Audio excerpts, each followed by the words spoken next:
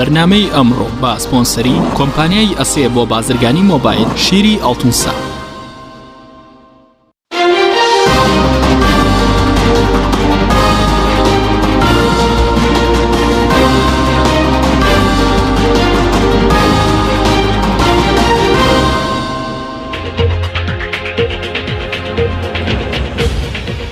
بەناوی خوای گەورە سڵاوتان لەبێت بەڕێزان. کۆبوونەوەی بارزانی لەگەڵ لایەنە سیاسیەکان 5 لایەنە سیاسەکەی هەرێم دەکات بە دوو بەشەوە. هەریەکە لە کۆمەڵی ئیسلامی وستنەوەی گۆڕان بەشداری کۆبوونەوەکە ناکەن و یەکێتی و یەکگرتووی ئیسلامیش بەشداری کۆبوونەوەکە دەکەن. بە میواندارێک لە بەڕێزان لە ستۆدیۆی سەرەکی سەرنگ فەرەج ئەندامی پێشووی پەرلەمانی کوردستان، هەروەها لە هەولێرەوە ئازاد وەرتی ئەندامی ئەنجومەنی ناوەندی یەکێتی نیشتیمانی کوردستان لەگەڵمان دەبێت. دواتریش لە ڕانیەوە کامەران بابەنزادە مامۆستای زانکۆ ئەندامی سەرکردایەتی کۆمەڵ لەگەڵمان دەبێت. لە سەرەتادا راپۆرتێک دەبینین، دواتر لەگەڵ میوانەکانمان شڕۆڤەیەم پرسە دەکەین.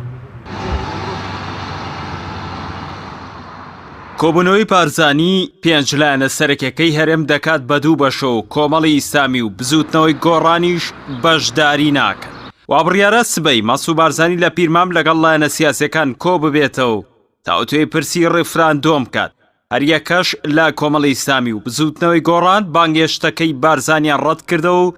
بەشداری کۆبوونەوەکە ناکەن. لەلایەکی ترەوە هەریەکە لە یەکێتی نیشتیمانی و یەکگرتووی ئیسلامی بانگێشتەکەی بارزانیان قبوڵ کرد و بەشداری کۆبوونەوەکە دەکەن. ڕێبوار حەمەد وتەبێژی کۆمەڵی ئیسلامی کوردستان لەبارەی بەشداری نەکردنی کۆمەڵی ئیسلامی ڕایگەیاند پێمان وایە ئەم کۆبوونەوانە بێ ئەنجامن و دەبێت پێش ئەو کۆبوونەوانە هەنگاوی کردداری بنرێت بۆ کارەکردنەوەی پەرلەمانی کوردستان و باشکردنی دۆخی خەڵک. بارزانی لە مانگی تشرینی دووەمی ساڵی ڕابردوو بە هەمان شێوە بانگێشتی لایەنە سیاسیەکانی کرد بۆ کۆبوونەوە، بەڵام کۆمەڵ بەشداری ئەو کۆبوونەوەشی نەکرد. وتەبێژەکەی کۆمەڵ وتیشی کۆبوونەوەی ڕابردووش بێئەنجام بوو کە دەیدا بڕیاردرا بۆ پێکهێنانی کۆمیتەیەک بۆ کاراکردنەوەی پەرلەمان لە نێوان پارتی و یەکێتی و یەکگرتووی ئیسلامی، بەڵام تا ئێستاش پەرلەمان کاران نەکراوەتەوە. شۆڕش حاجی وتەبێژی بزوتنەوەی گۆڕان لەبارەی بەشداری نەکردنی بزوتنەوەکەیان لە کۆبوونەوەی بارزانی و لایەنە سیاسیەکان ڕایگەیاند دەبێت یەکەم هەنگاو بۆ ئاساییکردنەوەی دۆخی هەرێم پەرلەمانی کوردستان کارا بکرێتەوە. دکتۆر هادی عەلی وتەبێژی یەکگرتووی ئیسلامیش لەبارەی بەشداریکردنی حیزبەکەی لە کۆبوونەوەی سبەی بارزانی ڕایگەیاند پرسی ڕیفراندۆم و سەربەخۆی پرسێکی چارەنووسسازی نەتەوەییە و استراتیژی یەکگرتووی ئیسلامی کوردستان. میدیای فەرمی یەکێتیش لە زاری سەعدی ئەحمەدپیرە ئەندامی مەکتەبی سیاسی یەکێتیەوە گواسیەوە سبەی یەکێتی بە وەفدێک بەشداری کۆبوونەوەکە دەکات. سەعدی پیرە ئاماژەی بەوە کردووە هەر کۆبوونەوەیەک بۆ باشکردنی بارودۆخی سیاسی و ئابووری هەرێم بێت یەکێتی بەشداری دەکات. هەرێکە لە یەکێتی و گۆڕان و کۆمەڵ و یەکگرتوو خاوەنی یەک پرۆژە بوون بۆ هەموارکردنەوەی یاسای سەرۆکایەتی هەرێم، بەڵام لە ئێستادا کۆبوونەوەکەی بارزانی چوار لایەنەکەی کردووە بە دوو بەشەوە. لە ماوەی 2 ساڵی ڕابردوودا 5 حیزبە سەرەکیەکەی هەرێمی کوردستان 9 کۆبوونەوەی 5 خۆڵیان ئەنجامدا، بەڵام نەگەیشتنە هیچ ئەنجامێک. لە ساڵی ڕابردووش بارزانی بەبێ کۆمەڵ و گۆڕان لەگەڵ لایەنە سیاسیەکان کۆبوو بڕیاریدا کۆمیتەیەک بۆ کاراکردنەوەی پەرلەمانی کوردستان لە نێوان پارتی و یەکێتی و یەکگرتوو پێک بێنێت، بەڵام هەوڵەکانی لیژنەکە بێ ئەنجام. جگەلەوەش مەسوود بارزانی لە مانگی 11 ساڵی ڕابردوو پەیامێکی بڵاو کردەوە و داوای گۆڕانکاری کرد لە هەر سێ سەرۆکایەتیەکەی هەرێم. سەرجەم لایەنەکانیش پێشوازیان لە پەیامەکەی بارزانی کرد، بەڵام دواتر پارتی پەیامەکەی جێبەجێ نەکرد.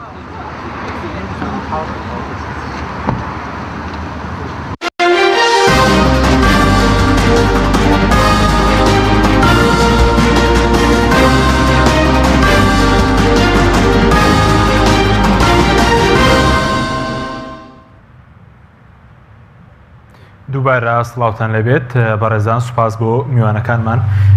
کاک سەرنگ بەخێر بێنەگە سەرەتا لە بەڕێستانەوە دەست پێ بکەین. خوێندنەوەی بەڕێستان بۆ کۆبوونەوەی سبەی بارزانی لەگەڵ لایەنە سیاسیەکان چیە کە بەشێکیان بەشداری دەکەن و بەشێکیشان بەشداری کۆبوونەوەکە ناکەن؟ بەڵێ، زۆر سوپاس بۆ جەنابت و بۆ میوانە بەڕێزەکان و بۆ بینەرانی بەڕێزیش. دیارە بە بڕای من ئەم کۆبوونەوانە و کۆبوونەوەکانی تری بارزانانی لەگەڵ حیزبەکانە هیچ نەتیجەیەکی نابێ. ئەوش لەبەر سەبەبێکی بەسیط ئەوش ئەوەیە کە ناکرێ کاک مەسعود لەسەری ڕۆژدانیش بێ لە ماڵی خۆیەوە لە دیوەخانەوە تەلەفۆن کا بۆ حیزبەکانی حیزبە سیاسەکانی هەرێمی کوردستان بۆ بانگیان کا بۆ ئەوەی لێ کۆ ببنەوە قسە لەسەر دۆخی هەرێمی کوردستان بکەن لە کاتێکا کە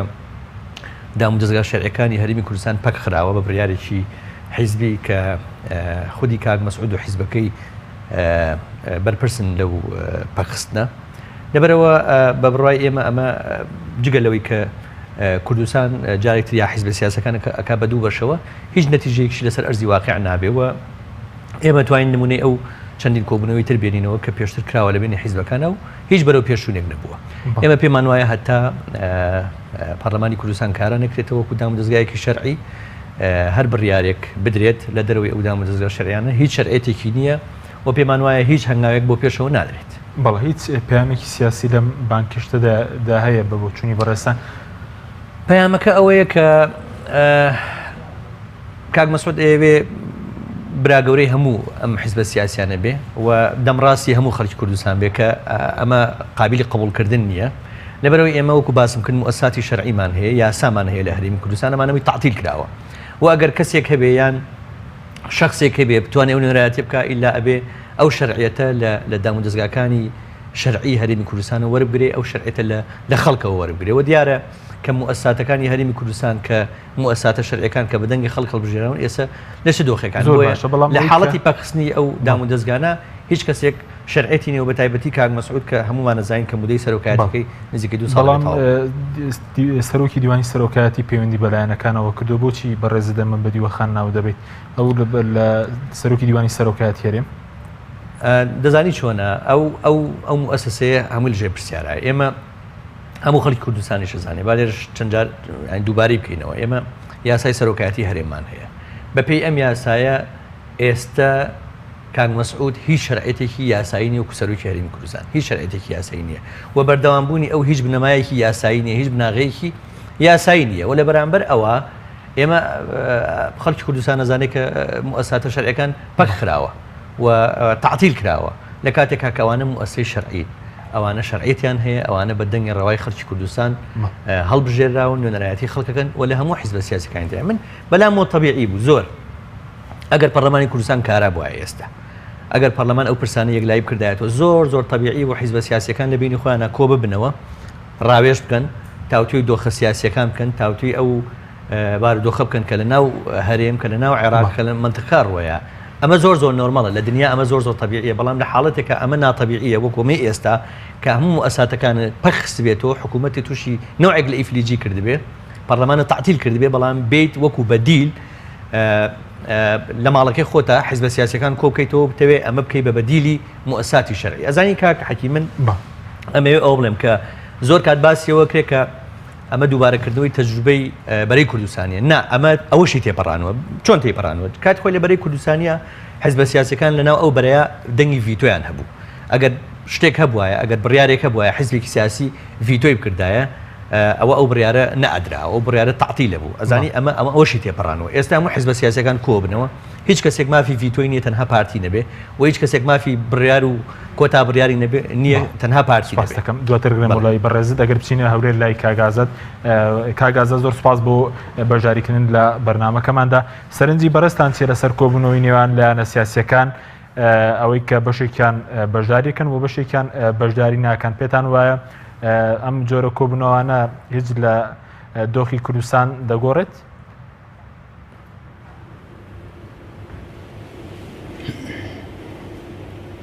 بەڵێ ێوارەتان باش لە ڕاستیدا بەشداریکردن لە هەر کۆبوونەوەیەکی سیاسی بە ئومێدیەوەی کە دەرچەیەک بدۆزرێتەوە بۆ دەربازبوون لەو قەیرانەی کە کوردستان لە هەموو بوارەکانی سیاسی و ئابووری تێکەوتووە بە هەنگاوی گرنگ ئەکرێ لە قەڵەم بدرێ بەڵام دەبایە سەرزەمین بۆ ڕێکخستنی ئەو کۆبوونەوانە لەسەر ئاستی کۆبوونەوەی پێشوەخت لەلایەنانی سیاسی ڕێکخراوەیە مەبەست لە سەرزەمینی سیاسی بریتە لە گەیشتن بە تەفاهمێک هاو باش لە نێوان لایەنەکان بۆ ئەوەی کە ببیتە زەمینەیەک کۆبوونەوەکەی لەسەر ئەساس ڕەخز بایە من پێم وایە بەڕاستی زمانی زبر لە تعاملی ئەمڕۆی سیاست لە کوردستان ڕەنگە ببێتە هۆکارێک بۆ زیاتر دروستکردنی تەگەری سیاسی و زیاتر ئاڵۆزکردنی ئەو هەڵوێستانەیە کە میلەتەکەمان بە شێوەیەکی کەشی ڕۆبۆڕی بۆتەوە بۆیە هەر دەرفەتێک کە بێتە پێشەوە دەرفەتەکان چ لە سوارچەی موسەساتی ڕسمی حکوومەتی هەرێمی کوردستان یاخود پەرلەمان یاخود هەر دامەزراوەشی دیکەی حکوومەت کوردستان بێ بە گرنگ وەسەڵ دەکرێت تەنانەت ئەگەر لەسەر ئاسی لایەنە سیاسەکانیش ئەم کۆبوونەوانە بەڕێوە بچن بێگومان لەو کۆبوونەوانە دابووری بۆ چوونەکان ئاڵۆ وەردەگرن ڕەنگە نەگەنە ئەنجامێک لە مناقەشاتی ئەو کۆبوونەوانێک کە یان ئەو مۆزوعانێک کە تەڕحەکرێنە سەر مێزی گفتوگۆ بەڵام لانیکەم یەکتربینینی لایەنە سیاسیەکان ئەکرێ بە زۆرێک لە توانەوەی ئەو بەستەڵەکە لە قەڵم بدرێکە لە نێوان لایەنەکان بە شێوێکی گشتی لە ماوەکانی ئەو دوایەدا پەیدا بووە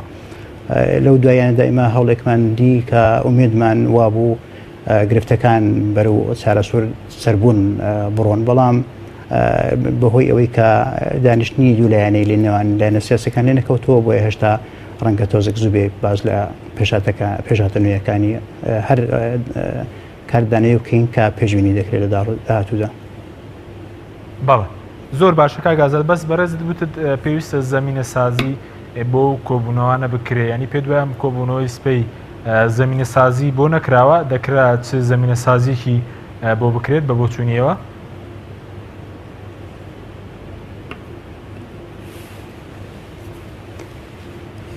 زمینە سازی بریتە لەوەی کە ئێمە هەموو لایەنە سیاسەکان لە یەکتر تێبگەین زمانی گفتوگۆمان هەبێ و زۆرێک لە داینامەشێت لە نێوان ئەو لایەنانە بە شێویش هەب بە تایبەتی پێنج لایەنە سەرچێکی کوردستان هەبێ بۆی بگەین بە داڕشتەیە کە خزمەت بە خەڵک کۆمەڵانی خەڵکی کوردستان بکات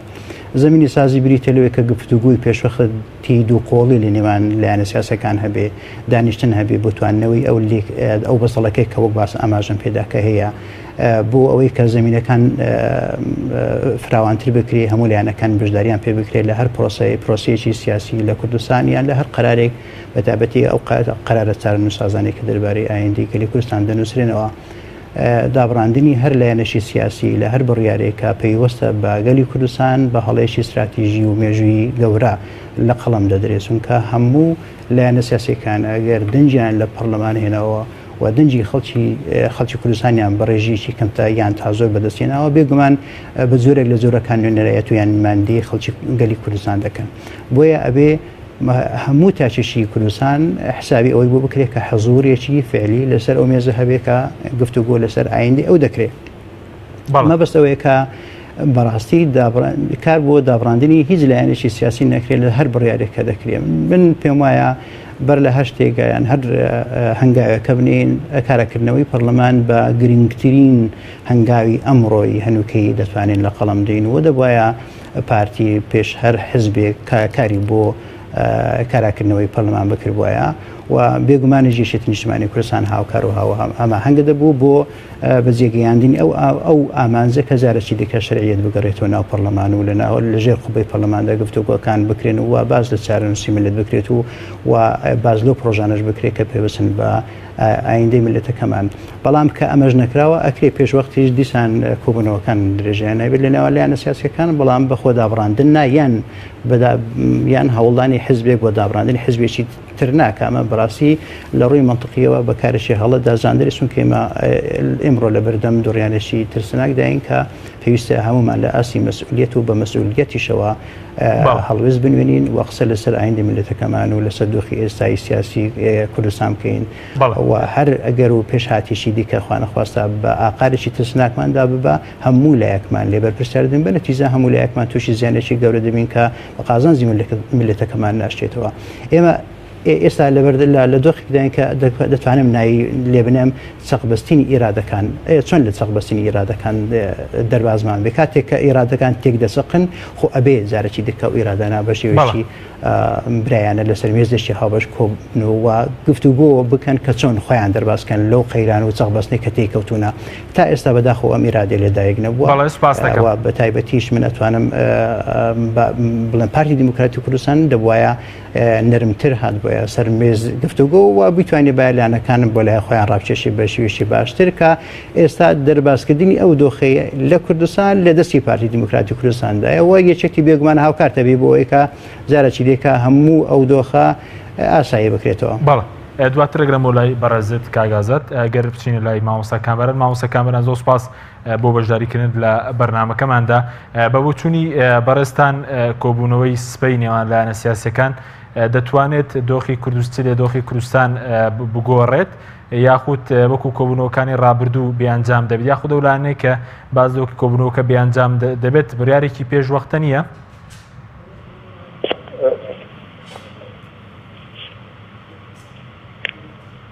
بەڵێ وەڵێت بۆ ئێوە بەڵێ مامۆستا ئەم بانکێشتنەی سەرۆکیداری دموکراتی کوردستان بۆ سەردەم ئەو لایەنانەی کە بەشدارن لە پەرلەمانی کوردستان بەیانی دەست پێ دەکا و لەم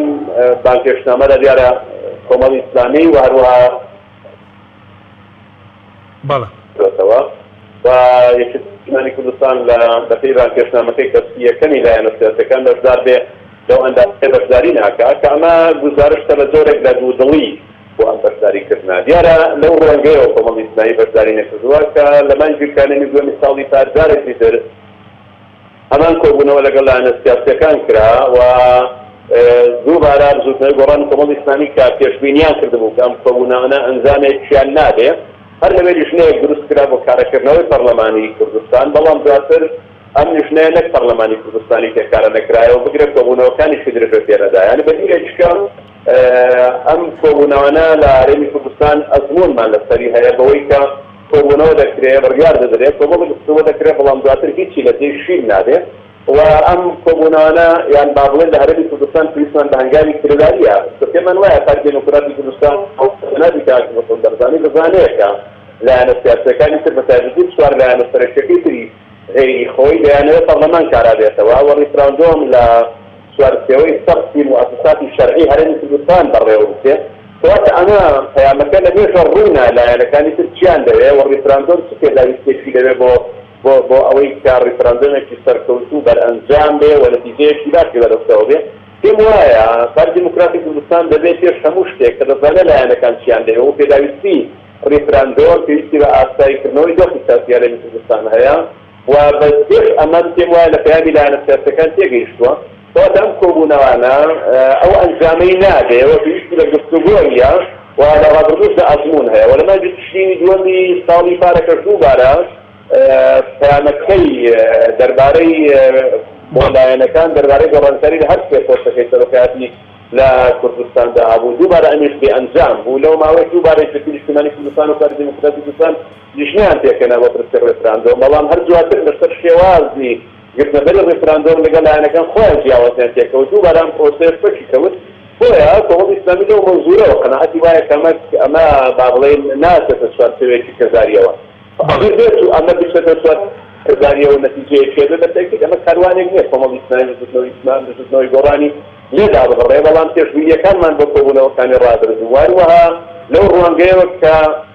پارتی دموکراتی کوردستان دەزانێت کە لایەنەکانی تر چی دەبێت بۆیە گفتوگۆکردن لەو بارەیەوە کۆبوونەوە لەو بارەیەوە بە شتێکی بێئەنجام دەزانین و پێمان وایە ئەو ئەنجامەی نابێت بۆیە لەو ڕەنگەیەوە بەشداری نەکراوە. بەڵێ بەڵام ئەمە بڕیارێکی پێشوەختە نییە دۆخەکە نەگۆڕاوە ڕایلایەنەکان نەگۆڕاوە لەسەر دۆخی سیاسیێرێ وڵای تەنهاوەرە دەڵێنم خۆزگا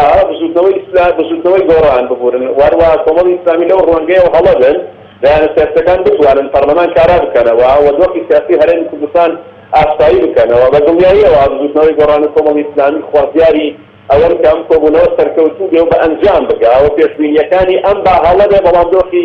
سیاسی لە هەرێمی کوردستان بە عەقارێکی باشدا بڕوا وەزارەتیە موسساتی شەرعی بکەوێتەوە سەر خەتی خۆی و ئەو پێشبینیانەی کە هەیە خوازیاری پێشبینیەکانی ئێمە هەڵەدا بەڵام دۆخی سیاسی هەرێمی کوردستان و ئاسی بشێ و ئەوەی مەشاکلەی گەل هەرێمی کوردستاندایە بە عەقارێکی باش و تەندروست وەروە دەرسێک دۆکرێتەوە بە سەرەسەرەکان. بەڵێ سوپاس دەکەم دواتر گرێم بۆ لای بەڕێزت مامۆستا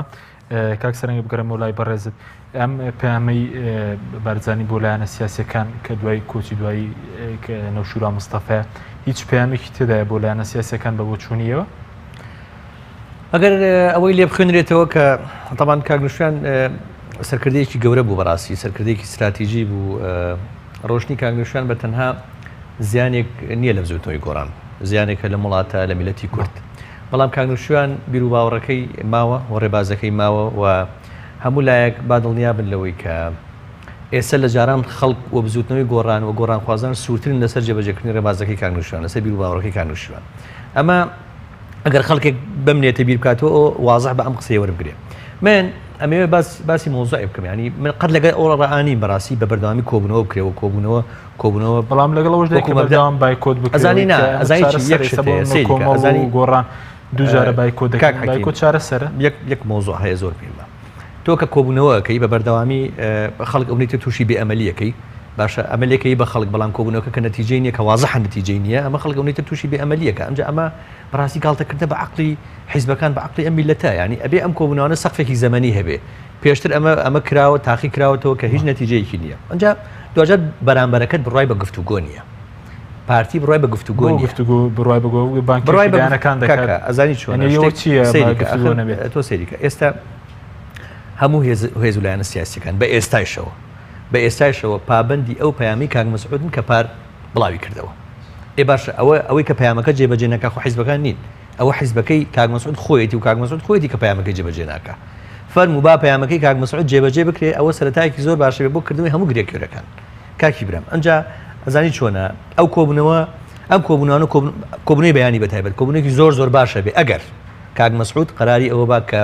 دەستبەرداری کورسی سەرۆکایەتی هەرێمە بێ بەڕاستی چونکە ئەو تەبریرەی کە بە بەردەوامی کاک مەسعود و پارتی دیموکراتی کوردستان ئەیان هێنایەوە بۆ بەردەوامی کاک مەسعود ئەوە نەما مثلا شەڕی داعش بوو ئێستا داعش لە مووسڵ تەسەورێک لە مودەی 3-4 ڕۆژە بە تەواوی مووسڵ لە داعش پاک بکرێتەوە ئەوە پایتەختەکەشیان لە سووریا کە شاری ڕقەیە ئەمڕۆ پەلامار دراوە ئەم هێزە لە ناوچوو تەواو بە تایبەتی هیچ تەهدیدێکی لەسەر کوردستانی عێراق نەماوە ئەمە ئەو تەبریرە بە قووەتەی پارتی بوو بۆمانەوەی کاک مەسعود فەرموو ئەم تەبریرە نەما بزانین دوای ئەوە چی بێ بەڵام دوای ئەمە ئەگەر تۆ ملاحەزە بکەی ئێستا مەسەلەی پرسی ڕیفراندۆم هاتوتە کایەوە بە بڕای من بۆ ئەمەیە تەبریری داعش نەماوە بۆی کاک مەسعود بەردەوام بێ ئێستا تەبریری ڕیفراندۆم هەیە ئێمە ڕیفراندۆمەکەین دەوڵەت ڕاگەیەنین لە کاتێکە بەڕسمی خۆیان ئیعلانیان کردوونن ئەم ریفراندۆمە بۆ سەربەخۆیی نییە ئێ باشە ئەگەر بۆ سەربەخۆیی نییە تۆ ئەم وەزع بۆ دروستەکە ئەم ریفراندۆمە بۆ ئۆکەی نا ئەمە بە بڕای من تەبریرێکی ترە تەبریرێکی تازەیە بۆ بەردەوامی کاک مەسعود لەسەر کورسی سەرۆکایەتی هەرێم بۆی سوێ ڕۆژ ئەگەر هێز و لایەنە سیاسەکان کە پێیان وت ئەوە شەڕی داعش کۆتایی هاتوو بڵێ ئاخر ڕیفراندۆمان لە بەردەمایە کە پێیان وت ئەوە ڕیفراندۆم کراوە بڵێ ئاخر احتیمالی هەیە لە هەر لەحزەیەک ئێمە سەربەخۆیی ڕابگەێنین ناکرێ ئەم کورسیە چۆڕ وەلای ئاخری بەڵێ سوپاس دەکەم دوات دەکەم وڵای بەڕێز کاک ئازادەکە بگرم وڵای بەڕێزت سەبارەت بە بەشداری یەکێتی نیشتیمانی و یەکگرتووی ئیسلامی و پارتیش خۆی بەشداریەکە لەو کۆبوونەوەدا ئێوە بەوکو یەکێتی کە بەشداریتان کردووە وەکو ئەندامێکی ئەنجومەنی ناوەندیش ینی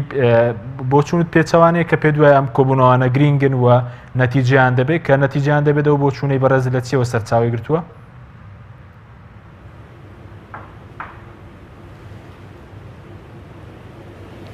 وەڵام ئەمە دەکەین کە هەموو کۆبوونێک بێگومان هەموو کۆبوونەیە کە دەبەسترێ بۆ ئەوەیە کە ئەنجامێکی هەبێ بۆ ئەوەیە کە مناقەشەی یەکێک لەو قیرانە گەورانە بکرێت کە لە کوردستان داهەن و ئێمە ئومێ دەکەین کە بەیانی بە ئەنجامێکی ئیجابیەوە بێنە دەرەوە و بۆ گەلی کوردستان ڕابگەێنن کە گەیشتون بە سێغەیەک بۆ دەربازبوون لەو قەیرانەی کە هاتوتە پێشەوە بەڵام خۆ دوورخستن لە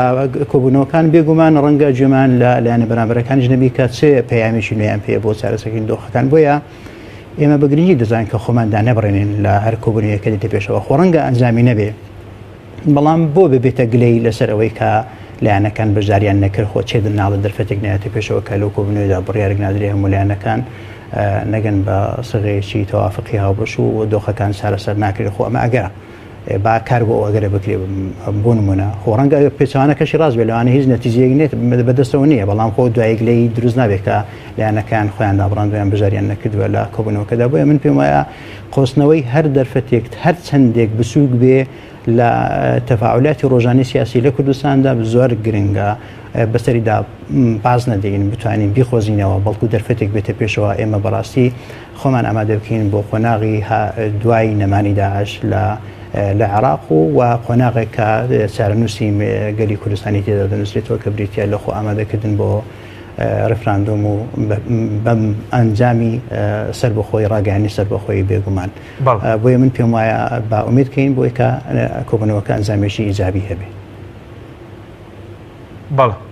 بەڵێ زۆر باشە کاک ئازاد بەس سەبارەت بۆی کەندێک بۆ چوونەوە کەم کۆبوونەوانە بەدیلن بۆ دامەزراوە شەڕیەکان ئاسایە لەم دۆخەدا کۆبوونەوە بکرێت بەدیلێک بۆ دامەزراوە شەڕیەکان؟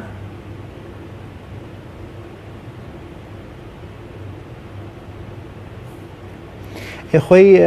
بە ئەنجامدانی کۆبوونەوە بۆ ئەوەیە کە دۆخەکان جارێکی دیکە ئاسایی بکرێنەوە پەرلەمان کارا بکرێتەوە هەوڵ بۆ کاراکردنەوەی پەرلەمان بدرێ بێگومان ئەو دانیشتانەش بەوەنەکە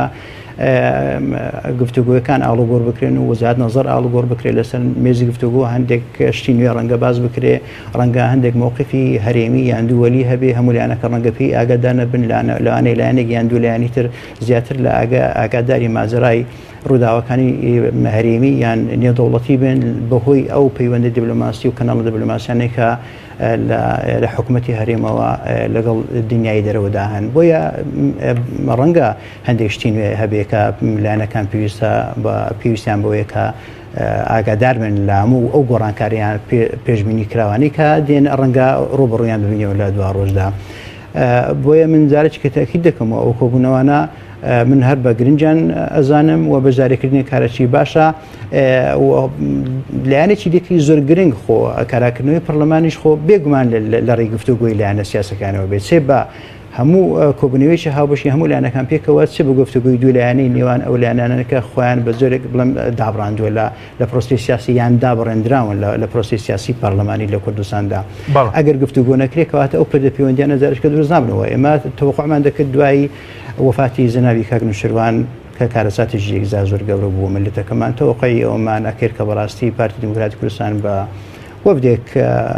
مبادری ئەوە بکە کە سەردانی بزوتنەوەی گۆڕان و لایەنە سیاسەکان بکە بۆ ئەوەی کە وەرەقەیەکی دیکەی نوێی سیاسی طرح بکات لەسەر مێزی گفتوگۆ بۆ دەربازبوون لەو قەیرانە بەڵام هێشتا بە ئومێدی ئەوەشمان هەبێت کە ئەم وەرەقەیە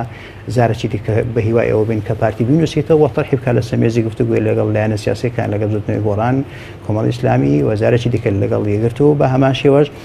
ئەوە یەکێتی ئاگاداری بەشێک لە ڕووداوە سیاسەکانە بەعتیبارەوەی کە شەریکە لە دەسەڵات و ناشکرێ خۆی داببڕێنێت لە هەر پێشاتێکی نوێکە لە کوردستان لەسەر ئاستی خۆی و لایەنە سیاسیەکان چ لەسەر ئاستی دامەزراوە ڕسمیەکانی حکوومەتی هەرێمی کوردستان لە حکوومەت یاخود لە پەرلەمان. بەڵێ سوپاسان دەکەم دواتر گەڕێمەوە لای بەڕێستان کاکسەنگ ناوبڕێکمانێ دوێ ناوبڕەکە دەگەڕێنەوە لای بەڕێستان بەڵێ بینەرانی بەڕێز ناوبڕێکی کورت و دەگەڕێنەوە وڵاتان لەگەڵمان بمێنەوە. بەرنامەی ئەمڕۆ با سپۆنسەری کۆمپانیای ئەسێ بۆ بازرگانی مۆبایل شیری ئەڵتونسا.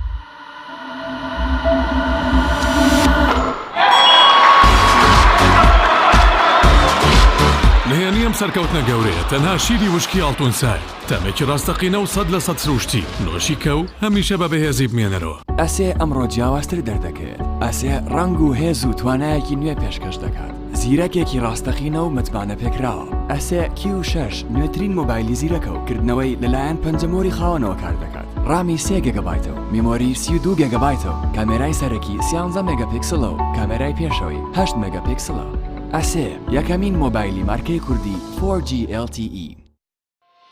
کۆمپانیای بەیزا لە پێنە و بەرەنگاربوونەوەی قەیرانی دارایی و پێشکەشکردنی باشترین ئامری کارەبایەتی نۆماڵ کۆمپانیای بەیزا بووە بریکاری گشتی کۆمپانیای زەمگی ئیتالی. هەروەها فرۆشتنی بەرهەمەکانی باقیستی هەژدەمان بە هاوڵاتیان سەلاجە و مجەمیدە هەموو جۆرەکانی سپلێت تەلەڤیزیۆن و تەباخ و مڕەشەح فرن و مایکرۆ گسکی کارەبایی غەسالەی جلشتن و قاپشتن. بەیزا مامی هاوڵاتیان.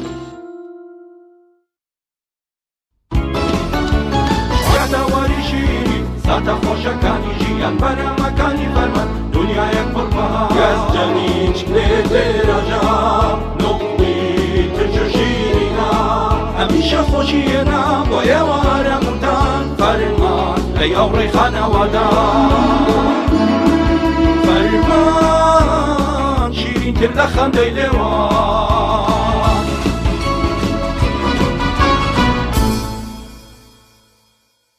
کۆمپانیای دنیا دیکۆر.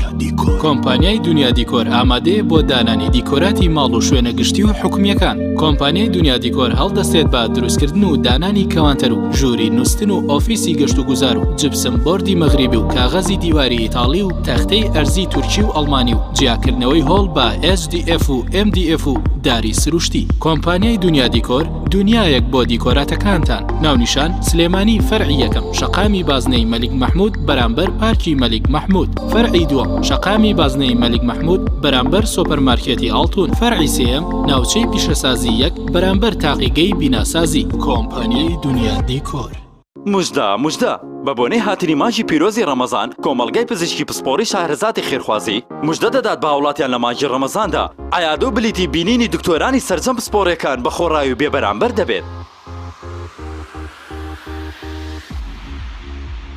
داشکاندی 150 لە شیکارەکانی تاقیگا سۆنەر بە ئامێری پێشکەوت و تەنها بە 7,000 دینار. پسپۆڕەکانی کۆمەڵگای پزیشکی پسپۆڕی شارەزاتی خێرخوازی نەخۆشیەکانی هەنا و دڵ و گورچیلە زەخت و شەکرا نەخۆشیەکانی قورگولوت و گوێ نەخۆشیەکانی ئافرەتان و منداڵبوون و نەزۆکی و چاودێری ئافرەتانی دووگیان گورچیلە و میزەڕۆ و نەزۆکی پیاوان گورچیلە بە نازۆر جوانکاری و نەشتەرگەری ئێسک و شکان جونگە و بربڕی پێش نەشتەرگەری گشتی کۆئەندامی هەرس نەشتەرگەری فتق و مایەسیری و نەخۆشیەکانی منداڵبوون و تازە لەدایک بووان پسپۆڕی ڕاوێژکار لە جونگە و ڕۆماتیزم دەم و ددان پسپۆڕی ڕاوێژکاری پێست و جوانکاری ناونیشان هەولێر شەقامی 40 مەتری نێوان هەردوو ترافیکی کۆک و هۆڵی سەر نزیک فارما بەرامبەر نەخۆشخانەی تارانی تایبەت بۆ زانیاری زیاتر پەیوەندی بکەن بە تۆپ ئارت تاکە بریکاری تۆڕی میدیایی کۆمەڵ بۆ دروستکردن و بڵاوکردنەوەی ڕیکلام. تۆپ ئارت.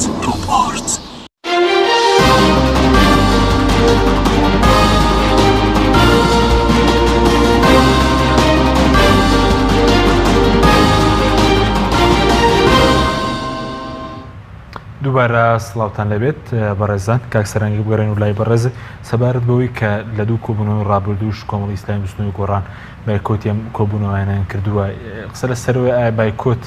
چارەسەرە؟ زانی بایکۆت نەکەی چی بکەی ینی کاک حەکیم ئێمە کاگازە دەڵێ ڕەنگە ئەمە دەواازەیەکی نوێ هیچ دەواازەیەک نییە هیچ دەرفەتێک نییە ئەم کۆبوونەوەە تەنها کۆبوونەوە لە پێناوی کۆبوونەوە چکە ئەمە تەجروبەمان هەیە ئێمە لەگەڵ ئەم نەوە کۆبوونەوەانە و خەڵک تەجروبەی هەیە لەگەڵ ئەم نەوە کۆبوونەوەانە ئەزانی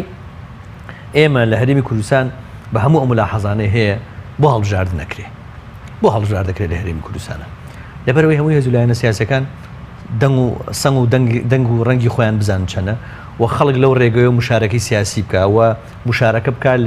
لە هەموو بڕیارێکە لە وڵاتە ئادرێ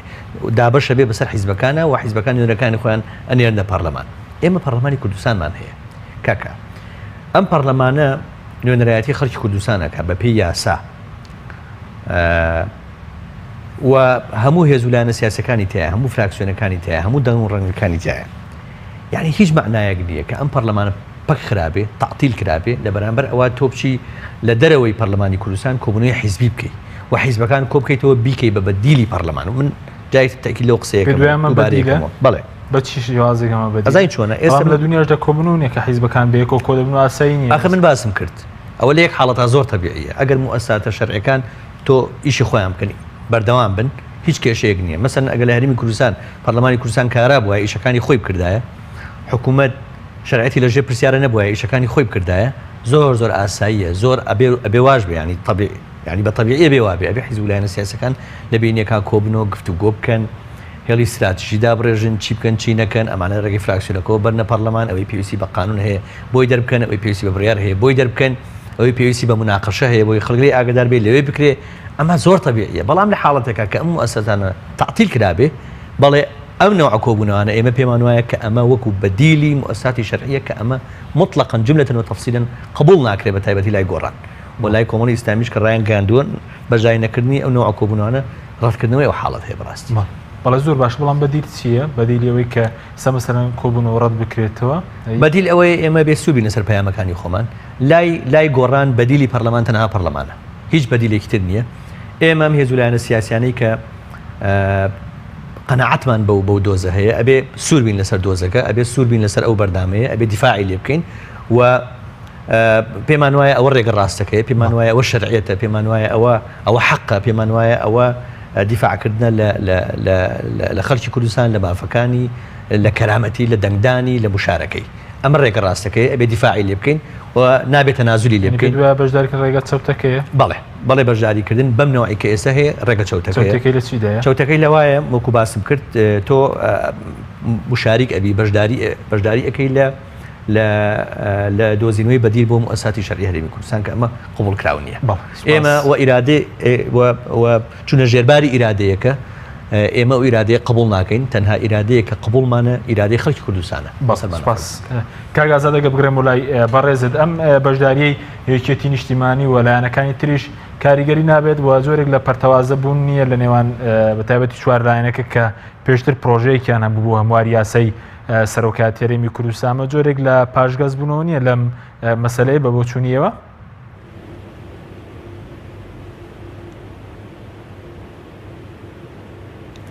وەڵام من لە ڕاستیدا من پێم وانییە کۆبوونەوەی سیاسی نێوان لایەنە سیاسیەکان لە کوردستان هەرگیز ببێتە بەدیل بۆ شەرعیەت و من خۆشم هەرگیز لەگەڵەوە دانیمە کە هیچ کۆبوونەوەیەکی سیاسی ئەگەر تەنانەت بۆ کاراکردنەوەی پەرلەمانیش ببێتە بەدیلی موسساتی شەرعی لە هەرێمی کوردستان چونکە ئێمە ئومێدمان بۆ شەرعیەتە هەیە ئومێدمان بۆ یاسا و قانون و بەو پرۆژە دەستوری هەیە کە ئامادە دەکرێت بۆ میلەتەکەمان ئومێدمان بۆ هەیە کە ئێمە لە ئەساسی قانونێکی ئەساسی بتوانین دەوڵەتێک بۆ میلەتەکەی خۆمان بنیاد بنین کە کەرامەتی ئینسانی تێدا پارێزراوە بۆیە هیچ کۆبوونەوەیەکی مەکتەبی لەنێوان مەکتەبە سیاسیەکان بە بەدیل بۆ مؤسساتی شەرعی حکوومەتی هەرێمی کوردستان لە حکوومەتیان پەرلەمان نازانین بە ئەمە واضح بێ یعنی بەڕاستی دوام هەموو گفتوگویەکی سیاسی تەنانەت هەندێک سڵیەقی قانونیش هەنا کاکسەر هەنگ باش ئەزانێ هەندێک سڵیەقی قانونیش هەنەوە بە گفتوگۆ لە نێوان لایەنە سیاسیەکان تەنان لە دەرەوەی فراکسیۆنەکانی پەرلەمانیش لە دەرەوەی حرەمی پەرلەمانیش گفتوگویان لەسەر دەکرێت چونکە نووسینەوەی هەر قەرارەیەک یان هەر پرۆژەیەک قانونی بێ یان سیاسی بێ بە نەتیجە بۆ چارەسەرکردنی یاخود بۆ پاراستنی بەرژەوەندی گشتی هاوڵاتیانە بەرژەوەندی کۆمەڵێک لەگەڵ کۆمەڵەکی تر کەواتە مادەم تو چەند بەرژەوەندێکی لێک جیاوازت هەبوو لە ناو مجتەماعەکە تا دەبێت هەوڵ دەیت تۆ کارلێکردنێک لەناو ئەو بەرژەوەندیانە بدۆزیەوە بە سێغەیەکی مشترەکە هەموو لایەنەکان پێڕازی بن بۆیە من پێم وانییە هیچ بەدیلێک ئەو کۆبوونەوەانە ببنە بەدیل بۆ مؤسساتی شەرعی بۆ پێشم وایە هەر قەرارێک بکە علاقی بە چارەنووسیگەری کوردستانەوە هەبێ بێت لە پەرلەمانەوە بدرێ و ئەبێ ڕێز لە ئیرادە و لە دەنجی خەڵکی کوردستان بگیرێ ڕاستە ئێمە کاتی خۆی سێغەیەکمان هەبوو سێغەیەکی هاوبەشمان هەبوو بۆ نووسینەوەی یان موقفێکی هاوبەشمان هەبوو دەربارەی سەرۆکایەتی یاسای سەرۆکی هەرێمی کوردستان و هەموو لایەکمان متفقمون لەسەر لەوەی کە ئەبێ نظامی سیاسی لە داهاتوودا نظامێکی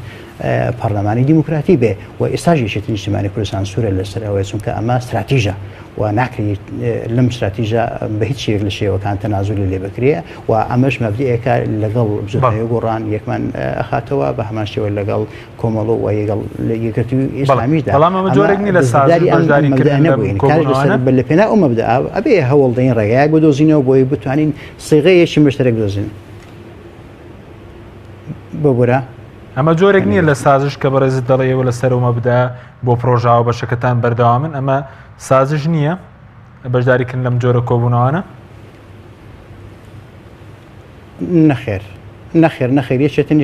نەخێر یەکێتی نیشتیمانی کوردستان بە هیچ شێوەیەک لە شێوەکان سازش لەسەر هەڵوێستەکانی خۆی ناکات سوورە لەسەر ئەو مەبدەانێک کە ڕایگەیاندون سوورە لەسەر ئەو استراتیژی کە ڕایگەیاندووە کاری لەسەر دەکات سوورە لەسەر ئەو ڕێکەوتنە و تەفاهمێکە لەگەڵ بزوتنەیە گۆڕان هەی بووە سوورە لەسەر ئەو بەڵێندان و تەفاهمە سیاسێکە لەگەڵ لایەنە سیاسەکان بە شێوەیەکی گەشتی هەبووە بەڵام لە هەمان کاتیدا یەکێتی نیشتیمانی کوردستان شەریکە لە دەسەڵات لە حکوومەتی هەرێمی کوردستان کە بەشێکی هەرە زۆری بەرژەوەندیەکان لە حکوومەتی هەرێمی کوردستان کۆبوونەتەوە کشانەوەی یەکێتی نیشتیمانی کوردستان لەو کارلەکە سیاسیانی کە لەناو حکوومەتی هەرێمدا هەن بەمعنەی ئەوەیە کە قەیرانێکی یەکجار زۆر گەورە ڕۆبەڕووی هەرێمی کوردستان دەبێتەوە ئێمە نامانەوێت قەیرانێکی دیکە بینە سەر قەیرانێکی ئێستا هەیە بۆیە یەکێتی سازش ناکە بەڵام ڕەنگەی یەکێتی هەوڵ بدا لەگەڵ پارتی دموکراتی کوردستان بۆی کە سیغەیەک بدۆزینەوە بتوانین لایەنەکان پێک بگەیەنین و بە هەمومان پێکەوە جارێکی تێکە بچینە ناو پەرلەمان وە لە پەرلەمان مناقەشەی زارەنووسی ملیەتەکەمان بکەین ئەوەیە ئەو کارە ڕاستیەکە یەکێتی کاری لەسەر دەکا بەڵام بەبێی بزوتنەوەی گۆڕان ناوە بەبێ لایەنە سیاسەکان نا ئێمە پێمان وایە هەمومان پێکەوە جوانین لەسەر ئەو خاکێک کە هەمومان کۆمان دەکاتەوە بەرژەوەندی هەموو لایەشمان دەپارێزی و سارەنووسی هەموو لایەشمان پێکەوە دەپارێزی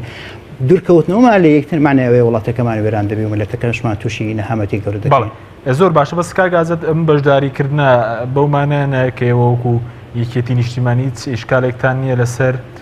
ماوەی یاسایی بەڕێز بارزانی کە پێشتر لایەنەکان ناکۆکیان لەسەر بوو ئەمە ئەو پەیامە نییە؟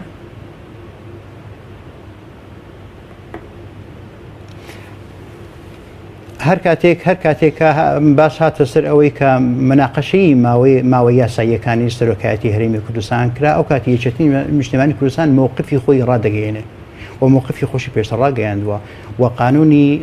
لەگەڵ بزوتنەوەی گۆڕان بە شێوەیەکی هاوبەش و قانونی سەربەخۆشی پرۆژەی یاسای سەربەخۆشی پێشکەش بە پەرلەمانی کوردستان کردووە و سوورە لەسەر ئەو هەڵوێستانێک کە پێشتر ڕاگەیاندون بەڵام ئێمە هێشتا نەگەشتین ئەو خۆناغی کە مناقەشەی ئەوە بکرێت کە چۆن بتوانین ئەو میکانیزم و ئالێتە بدۆزینەوە کار لی دەرباز ببین ئێمە هەنگاوی ئێستا و هەنووکەی بریتێلەوەی کە چۆن لایەنەکان جارێکی دیکە پێکەوە ئاشت ببنەوە ئەو بەستەڵەکەی نێوانیان بتاوێتەوە دواتر دیگنە سەر ئەوەی کە چۆن ئێمە بتوانین ئەو چارەسەرێک بۆ قەیرانی سەرۆکایەتی هەرێمی کوردستانیش بدۆزینەوە بێگومان دەدۆزرێتەوە ئەگەر بێت و ئیرادە هەبێت لە نێوان لایەنە سیاسیەکان بێگومان دەتوانین بیدۆزینەوە دۆزینەوە بریتێ لەوەی کە من ئیرادیەکەم هەیە و لەگەڵ ئیرادەکەی بەرامبەرەکەم یەک دەگرێتەوە بنەتیجە دەگەین بە سغێکی هاوبەش و ڕەنگە بتوانین دەرسەیەک بدۆزینەوە لێی دەرباز ببینین بەڵام بە خۆدابڕاندن یان بەدابڕاندنی لایەنێک بۆ لایەنێکی تر لە پرۆسی سیاسی من پێمانێ بگەین بە هیچ ئەنجامێکی واکە ملەتەکەمان دڵی پێخۆش بێ بە ئێمە خۆمان دانەبڕێنین یاخود با ئێمە شەڕی گلدانەوەی دەنگی خەڵک نەکەین لە ئێستاوە پێشی هەڵبژاردن با ئێمە شەڕی پاراستنی بەرژەوەندەکانی خەڵی کوردستان بکەین بۆ ئەوی خۆمان ئامادەکەین بە ئەو خۆناغێکە لە پێشمانە لە دوای نەمانگاش. زۆر سپاس کاکسەرنگ. ئەمە خۆدابڕاندن نیە بە جۆرێک لەو جۆرەکان بە تایبەتی کە قسەرە سەر مەسەلەی ڕیفراندۆم بکرێت کە پرسێکی گرینگە بۆ خەڵکی کوردستان و بۆ ئایندەی کوردستان ئەگەر بڕیاریش کۆمیتەیەک بۆ مەسەلەی ڕیفراندۆم پێک بهێنرێت مەسەلەی سەربەخۆیی بابەتێکە هیچ کەسێک ناتوانێت مزایدی پێوە بکە و بیکا بە بەشێک لە پرۆژەی سیاسی خۆیلانی کەم ئەوە مۆزۆعێکە پەیوەندی بە هەموو خەڵکی کوردستانەوە هەیەەوە هیچ کوردێک نییە لەم سەرزەمینە لەگەڵ ئەوانە بێت کە مافی چارەی خۆنووسینی هەبێ لە چوارچەوەی دەوڵەتی خۆیان بێ بەڵام من وەکو باسم کرد بە بڕوای من ئەمەی ئێستا پارتی ئەیکا ئەمەی کە کردوێتی بە شعار مجرد لە ئێستا کە خۆشی ئەعلانێکە ئەڵێمە بۆ سەربەخۆیی نیە ڕیفراندۆمێکین بەس بۆ سەربەخۆیی نیە بە بڕوای من ئەمە بۆ درێژدەدانە بە مانەوەی بارزانی بە شێوەیەکی ناشرعی لەسەر کورسی سەرۆکایەتی هەرێم ئەزای ئەو مووقفانە ئەبێ زای ئەوە مەسائلی مەبدەئیە مەسائلی مەبدەئیە بێت و سووربی لەسەری باشە پارتی ئەوێ بە هەموو ناوعەکەم هێز و لایەنە سیاسیان هەمووی تەسلیمی ئیرادی ئەو بن ناکاک هێز و لایەنی سیاسی هەیە کە بەشداریان کە تەسلیمی ئیرادی ئەزای چۆنە من ئەمێ باسی ئەوە بکەم ینی خۆزگەم حیزبانە خۆزگە ئەو حیزبە سیاسیانە مووقفیان هەبوایە و تەحەدایان کردایە و بیان وتایە لەم بارودۆخە کە پەرلەمانی کوردستان پەخ خراوە کە زروفی خەڵک بە تەواوی تێک چووە کە بارودۆخی ئابووری خەڵک زۆر خراپ بووە کە ئەوە ئێمە لە بەردەم حاڵەتی چارەنووسازن کە شەڕی داعش کۆتاییە ڕەنگە ئێمە ڕوبەڕووی شەڕی تر ببینەوە ڕەنگە ئێمە بچینە بەردەمی هەندێ دەستکەوتی گەورە بێتە بەردەمان خۆزگە لە مووقفە ئەم حیزبە سیاسیانە بە پارتیان بوتیان نەخێر ئێمە بەشداری منەوە کۆبوونەوەوانە ناکەین و پێمان وایە ئەم کۆبوونەوانە دروستکردنی بەدیلە بۆ مؤسساتە شەرعیەکان یەکە تەسنی پارتی بوون ئەزای چۆنە خۆزگە ئەو تەحەدایان کردایە و مووقفیان هەبوایە دوای ئەوە من پێم وایە پارتیش هەڵوەستەیەکی کرد بەشێک لەوەی کە پارتی تایسە بۆی چۆتە سەر بەڕاستی پەیوەندی هەیە بە مووقفی لاوازی هەندێک حیزب و لایەنی سیاسیەوە کە بە بەردەوامی بۆتە بەشێک لە تەواوکردنی ئەو پرۆژەی کە پارتی خەریکی تەواوکردنەتی خەریکی ئەنجامدانێتی لە هەرێمی کوردستان باشە دو پرسیام سەبار بووی ئەی چارەسەر چیە گەر ئەم کۆبوونەوەوانە نتیجیان نەبێەوە پێتان وابێ ئەمە بەدیلی دامەزراوەکە ئەی چی بکرێنی چارەسەر ئەوەیە کە ملدانە بۆ ئیرادەی خەڵک ملدانە بۆ ئیرادەی گەل ملدانەکە چۆنە دەبێت چی بکرێت ملدانەکە بۆ ئەوەی کە من وەکو باسم کرد خەڵکی هەرێمی کوردستان زۆر وعیە زۆر وشیارە و بەشداری انتخاباتی کردەوە پەرلەمانی هەڵبژاردووە دابەش بۆ سەر هێز و لایەنە سیاسیەکانە و ئەبێ ئەم مشارەکەیە لە دروستکردنی بڕیاری سیاسیە ڕنگ باتەوە و ئێمە بڕوامان بە شەریکایەتی هەیە لە دەسەڵاتە بڕوامان بە بشارەکە نییە بەشداروی ئەبێ شەریکبی لە دەسەڵاتە شەریکبی لە دروستکردنی بڕیاری سیاسی شەریکبی لە بڕیاری استراتیژی لە وڵاتە شەریکبی لە باش و خراپی ئەم وڵاتە لە ئایندا چۆن بڕێوەی سوپاس کاگازە دوا پرسیارم بۆ بەڕێزشتان کە بەڕێستان وتان کۆبوونەوەکەی سپەی کۆبوونەوەیکی باش دەبێت ئەگەر دوا پرسیار بێ باشەکەی بە بۆ چوونیەوە لە چیدا دەبێت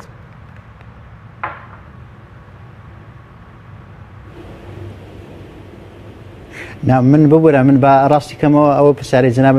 گوتم با ئومێد بکەین کە کۆبوونەوەیکی باش بی و ئەنجامی باشی ئەنجامی باش بەدەستەوە بدا ئێمە با پێش ڕووداوەکان نەکەین چونکە هێشتا کۆبوونەوەکە نەکراوە و نازانین ناوڕۆژی کۆبوونەوەکە چۆن دەبێ و ئیتر نازانین بە چ داڕشتەیەکیان بەیانەیەک دێنە دەرەوە باڵام با ئومێد بکەین کە کۆبوونەوەیکی باش بێت و ئومێد بکەین کە سبەینێ مبادرێک بێتە پێشەوە بۆ هەموو لایەنەکان کە جارێکی دیکە پەرلەمانی کوردستان کارا بکرێتەوە هەمومان پێکەوە بۆ هەنگاو بنین بۆ ڕیفراندۆمێک لە پێنا و سربەخۆی بۆ کوردستان چونکە نەسەر بخۆی و ڕفراندۆم مڵکی حزبێک نییە بەتەنیا مڵکی هەموو گەلی کوردستانە ئەبێ هەمومان بەشدار بین لە نووسینەوەی ئەو بڕیارە سارە نووسازە نابێ خۆماندا بڕێنین چونکە ئێمە خۆمان بەخاوەنی هەموو شتێک دەزانین لە کوردستان بزوتنەوە گۆڕانش بە هەماشەوە پێم وایە وابیرەکاتەوە و بێ کۆمەڵش وابیرکاتەوە یەکگرتووە و پارتی دیموکرات کوردستانش بە هەماشەوە هەمومان خاوەنی ئەم وڵاتین و هەمووشمان پێکەوە دەتوانین لەو قەیرانان دەرباز بین ئەگە ئیرادێکی هاوبەشی برایانەمان هەبێ بەڵێ بەڕێز ئازادوەرتی ئەندامی ئەنجومەنی ناوەندی یەکێتی نیشتمانی کوردستان زۆر سپاس بۆ بەڕێستان کە لاولێرەوە لەگەڵمان بووی هەروەها بەڕێز سەرانگ فەرەنج ئەندامی پەرلەمانی ناوی پێشوو پەرلەمانی کوردستان کە لە ستۆدیۆی سەرەکی لەگەڵمان بووی سپاس بۆ بەڕێزشتان هەروەها زۆر سپاس بۆ مامۆستا کامەران کە لە ڕانیەوە لەگەڵمان بوو لاولێبوون لە بەڕێزیان دەکەین کە بۆی گرفتێک نەماتوانی وەری بگرین سپاس بۆ بینەرانی بەڕێز تا بەرنامەیەکی تر خواتان لەگەڵ